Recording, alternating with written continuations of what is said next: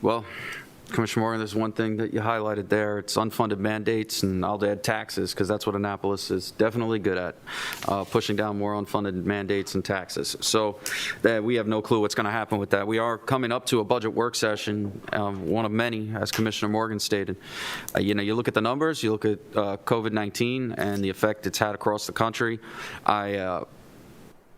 I think there's mandates that we need to do that are already in the budget or previously planned from the budget. But other than that, I don't have a very, looking at the numbers, running the numbers, I don't see a lot of these requests being granted. It's going to be tough, and I think there's going to have to be some give and take, or actually more give than anything coming into this budget year, so we're prepared for the fallout in the next 2 fiscal years, which is evidently going to happen. I would like to thank PNC again, and Commissioner Morgan. I know he was involved in the beginning talks with the PNC Bank, being that it's his district and he's very involved down there with trying to get resources, especially things like this. To me, the Behavioral Health Hub is important because we do have a mental health crisis in our country, in our state, in our county. It's there.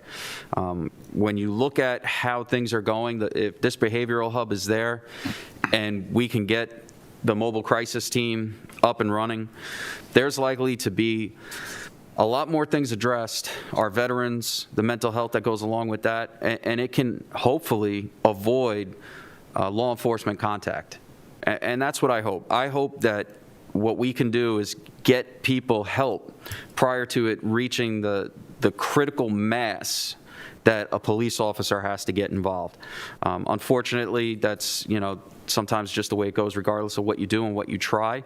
But at least if we have a mechanism in place that can help, even if it's at that time of critical mass, I think that is so important for the individuals that need mental health help, and go from there. The system that the state has in place with emergency petitions, I tell you, I believe it's just lackluster at best. And you go in, and within a few hours, you're usually gone, and you're back out. You truly don't get any help. It alleviates that critical moment that's there. And I've seen it time and time again. I bring somebody in, and by the time I'm leaving the hospital, the doctor's discharging them. And it's like, why did we even do what we do? And bring it here. We need to get that care straightened out. So this morning, I realized one of our staff members came in and said, hey, our cell phones, because I had to switch out my phone, and the phone's old. But what we're doing is we're not recycling these phones due to various different reasons. Well, these phones, because we have a nonprofit policy in county government, they're able to dial 911.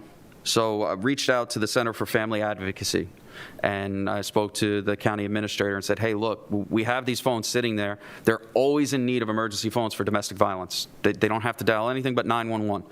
And it looks like that is starting to happen, where they're going to send over an email, and whatever phones we have are going to be able to go to domestic violence victims and or their family members that need to be able to call 911 to get the police there in that meantime. As well as the county, I don't know how many are left. We do have desktop computers for nonprofits. I think this is a great time for you to go ahead and reach out if you're a certified nonprofit. We do have those computers available. Maybe perfect timing with the fact school is starting back up. Maybe there's a nonprofit that works with schools where a kid needs a computer. There's so many different things that the county government here can help you with. So please reach out. Do we have, beyond the email, Dr. Bridget, do we have a point of contact for that? For the computers? The donations? Yeah. It goes straight to the IT department. They generate that. So it goes into Bob Kelly's office. Okay, so you go to our website, go to the IT section, and you can reach out, and it goes into his office, and they'll start all the paperwork right there, and hopefully get you some computers, and we'll get those phones out. So I appreciate that. I think it's going to be a huge impact for our community. Thank you.